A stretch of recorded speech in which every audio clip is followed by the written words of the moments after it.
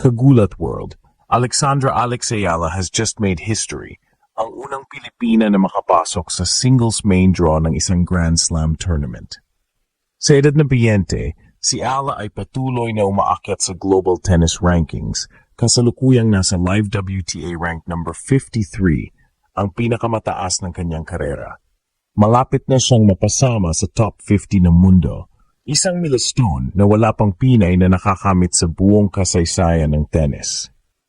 Ang kanyang pag-angat ay hindi aksidente. Ito ay resulta ng taon-taong sakripisyo at disiplina. Mula sa Rafael Nadal Academy sa Spain, dinala ni Ala ang parehong work ethic ng mga tennis legends.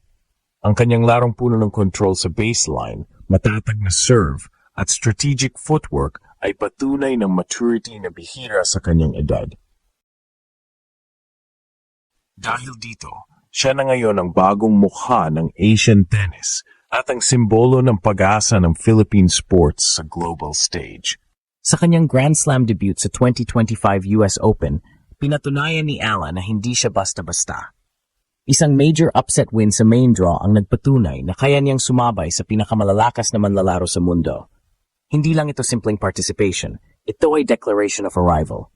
Alex Ala showed composure, power, and tactical intelligence, characteristics na bihira sa mga rookie sa ganitong level. Ang pagpasok ni Ala sa top 60 ay game changer. Dahil dito, magkakaroon siya ng direct entries sa mga major tournaments tulad ng Australian Open at French Open. Wala ng qualifying rounds, diretso na sa main stage. Bukod pa rito, tataas ang kanyang exposure, rankings points, at posibleng endorsements, bagay na lalong magpapatibay sa kanyang kampanya sa 2026 Grand Slam circuit. Ngayon, sa bawat laban, dala niya hindi lang ang pangalan niya, kundi ang buong bansa. Ang kanyang journey ay kwento ng determinasyon, sakripisyo at paniniwala sa sarili. Habang patuloy siyang umaakyat sa WTA rankings, isang bagay ang malinaw. Alexandra Ayala isn't just playing tennis, she's rewriting history for the Philippines. Buong mundo ang napawaw at buong Pilipinas ang nagdiwang.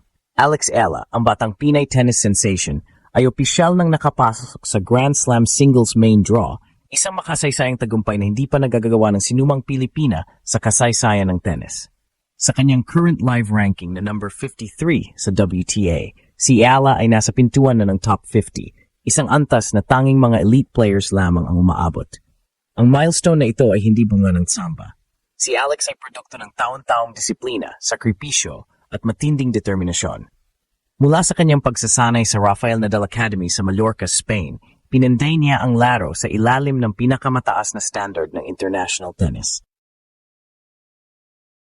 Sa murang edad pa lang, ipinakita na niya ang maturity at technical brilliance. May deadly forehand, matatag na serve, at matalinong shot selection na pang-professional level.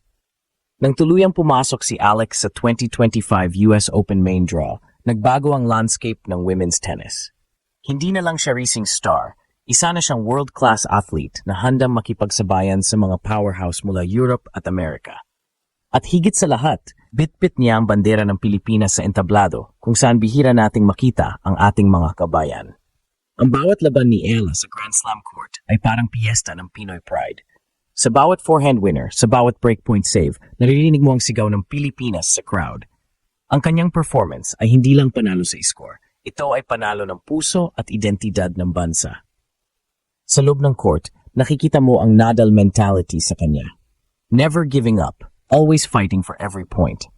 Sa labas naman, nananatiling humble si Alex, palaging may ngiti at laging dala ang bandila ng Pilipinas kahit saan siya mapunta. Kaya naman kahit sa mga international tournaments, she's earning fans across the globe. Hindi lang dahil sa laro niya, kundi sa puso niya. Ngayon, papasok si Ala sa bagong yugto ng kanyang career. Ang pagiging top 53 ay nangangahulugang direkta na siya makakapasok sa mga major tournaments gaya ng Australian Open, Roland Garros, French Open, Wimbledon, at muli sa US Open. Walang qualifying rounds, walang shortcut, puro laban ng elite. At habang papalapit ang 2026 Grand Slam season, inaasahang lalo pa siyang aangat. Ang kanyang consistency, fitness, at mental fortitude ay nagbibigay ng senyales. Handa na ang isang Pinay para sa world stage. Alex Ayala is not just breaking barriers, she's building a legacy. At sa bawat serve, sa bawat laban, isang sigaw ang umiikot sa tennis world. Remember the name, Alexandra Ayala, the pride of the Philippines. Habang patuloy na umaakyat si Alex Ayala sa WTA rankings, unti-unti na ring nagbabago ang pananaw ng buong tennis world sa Pilipinas. Dati, bihira marinig ang pangalan ng bansa sa mga Grand Slam discussions. Pero ngayon, Philippines ay nakalagay na sa scoreboard sa tabi ng isang bantang reyna mula sa Manila. Sa kanyang live rank na number 53, si Ella ay halos kasabay ng mga established stars tulad ni Emma Raducanu, Leila Fernandez at Coco Gauff noong sila ay nagsisimula pa lang. Analysts from Europe and the US are now calling her the Asian breakthrough star, a player with not just raw power, but also emotional intelligence and tactical maturity beyond her years. Sa bawat laban niya sa Europe, ramdam mo ang respeto ng crowd. Sa clay courts ng Madrid, sa hard courts ng Dubai, at sa grass courts ng London, napapansin ng mga komentador ang kakaibang composure ni Alex. Hindi siya madaling marattle kahit kalaban ng top-seeded veterans. May tiwala siya sa sistema niya, patient baseline exchanges, quick transitions, at solid footwork na parang chess player sa court. Ngunit higit sa lahat, dala niya ang puso ng Pinoy. Kapag tinanong kung ano ang inspirasyon niya, simple lang ang sagot ni Alex. Every time I play, I represent my country. I play for the Philippines. Ito ang dahilan kung bakit bawat tagumpay niya ay parang pambansang selebrasyon. Sa social media, libu-libong fans ang nag-post ng proud to be Filipino tuwing may panalo si Ella. Kahit mga dating atleta tulad ni Hidilyn Diaz at EJ Obiena ay nagbibigay ng suporta, kilala nilang si Alex ay hindi lang para sa sarili, kundi para sa bandera.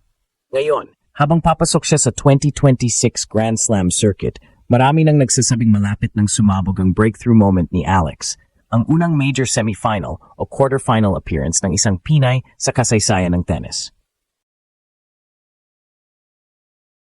Ayon sa ilang insiders, ang kanyang laro ay Grand Slam ready, improved service speed, better net aggression, at mas maayos na recovery between matches. Lahat ng katangian ng top 30 player. Ang kanyang team, pinamumunuan ng Spanish coach na nagtuturo ng tactical defense at physical endurance, ay naniniwalang si Alex ay isang taon na lang ang layo mula sa top 30 kung magpapatuloy ang consistent performance niya. Bukod dito, inaasahan ding madaragdagan ang kanyang sponsorships mula sa global brands na nakapansin na sa kanyang professionalism at charisma. Hindi lang ito kwento ng individual success, ito ay pambansang pag-asa. Sa gitna ng global stage na puno ng higante, may isang Pinay na nagpapatunay na kahit galing sa maliit na bansa, kayang maghari sa pinakamalaking court ng mundo. At sa bawat serve ni Alex Ayala, parang may bulong mula sa buong sambayanan. Go Alex! Iangat mo ang bandila. Buong mundo ang nanonood.